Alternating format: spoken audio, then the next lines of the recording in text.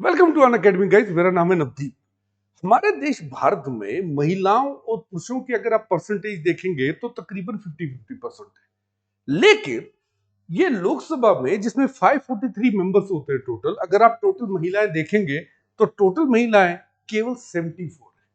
यानी 543 में से 469 के करीब मेल है और 74 केवल फीमेल्स है।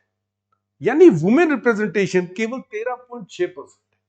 हमारी आबादी का 50% के पास केवल 13.6% का ही स्कोप है पार्लियामेंट में अपनी आवाज रखने का।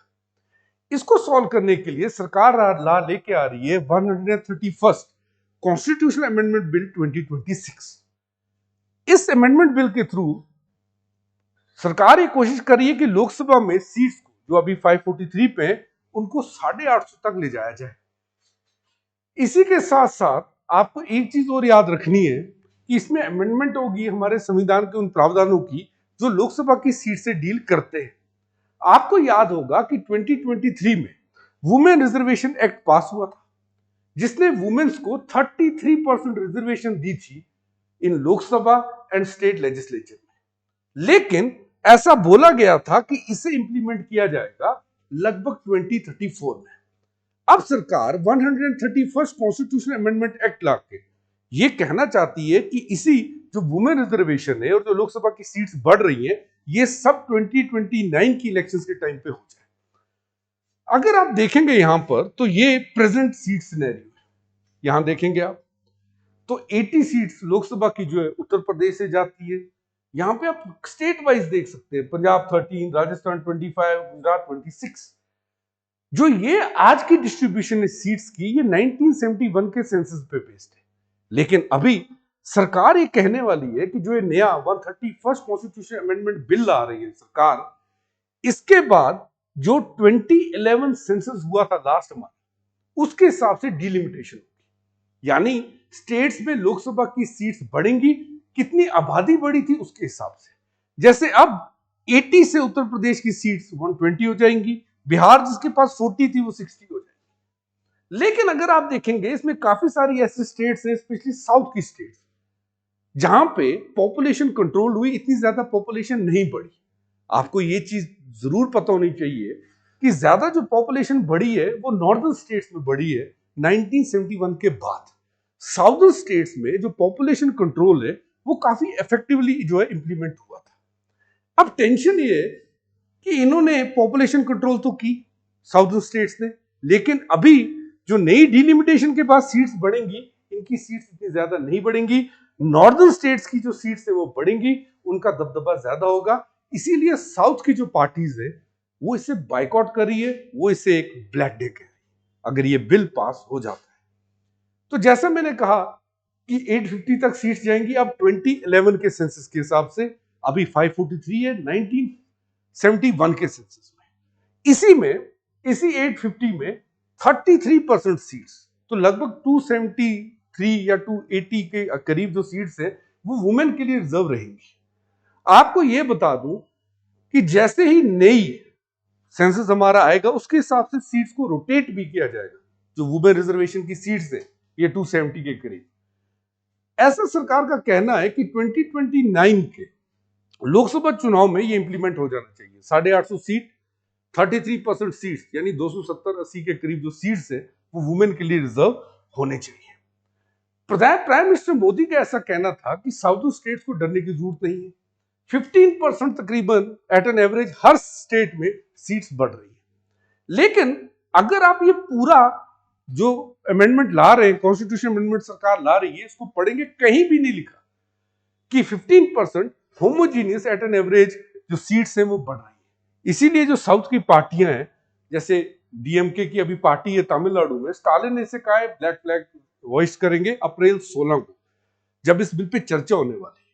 अगर आप देखेंगे लगभग 10 से 18 घंटे इस पर चर्चा चलेगी। एक चीज और आपको बता दूं, जैसा मैंने आपसे कहा था कि ये पॉपुलेशन वाइज है, जो पॉपुलेशन ग्रोथ हुई है 1971 के बाद, तो जो साउदर्न स्टेट्स है उनमें पॉपुलेशन इतनी ज्यादा नहीं बढ़ी। अगर आप केरला देखेंगे तो उन्होंने तकरीबन 1% तक कंट्रोल कर लिया था पॉपुलेशन ग्रोथ को।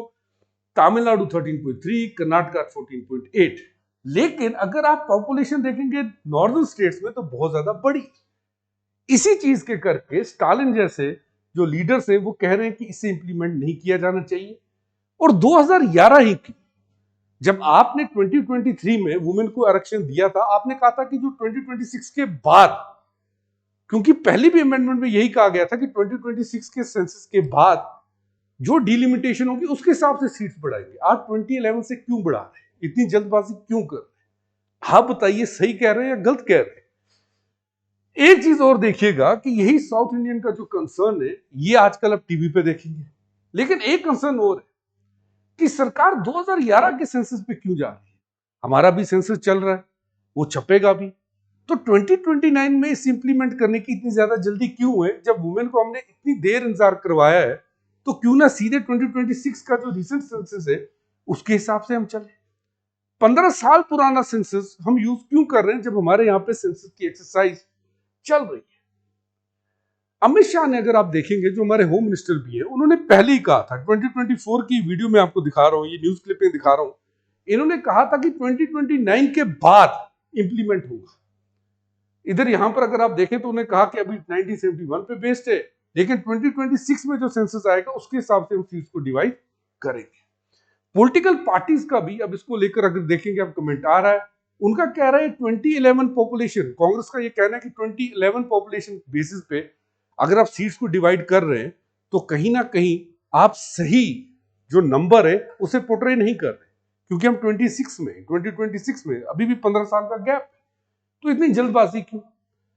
वहीं कुछ लोगों ने यह कहा है कि कोटा विद इन कोटा है, वुमेन में भी 33% में भी आप SC ST, उसके साथ साथ अब डिमांड आ रही है, मायावती जैसे लीडर कह रहे हैं कि OBC का भी कोटा एक रखिए। SC ST का ही है तो आप OBC का भी कोटा रखिए। वहीं कुछ और पार्टियां जैसे TMC है वो ये कह रही है कि ये इलेक्शंस को लेकर, जो वेस्ट बंगाल में जैसे इलेक्शंस आ रहे हैं उनके लिए जल्दबाजी की जा रही है।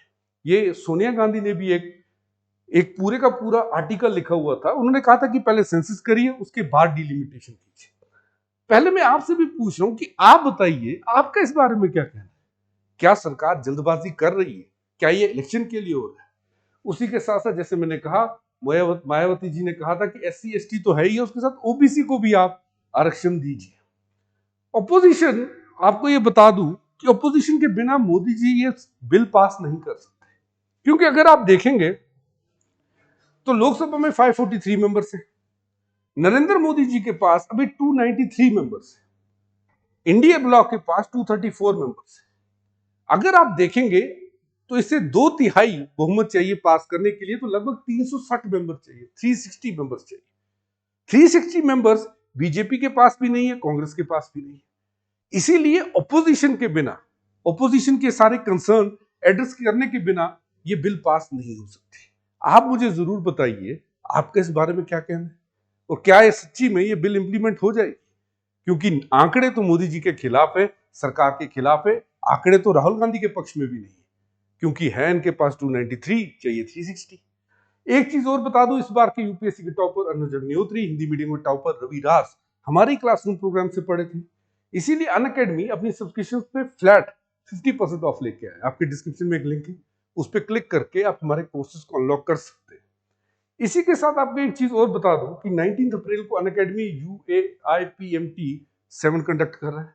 इस ऑनलाइन टेस्ट को लीजिए, इनाम तो आप जीतेंगे, स्कॉलरशिप तो जीतेंगे, लेकिन आपकी जो टेस्ट है वो टॉप एजुकेटर्स ने इंडिया के बनाया हुआ है, तो आपकी तैयारी अच्छी तरीके से चेक हो सकती है। टॉपिक के बारे में भी मेरे को बताइएगा, वुमेन की सीट्स को लेकर आपका क्या कहना है। बाकी जुड़े रहे मेरे साथ, लेट्स गेट इट।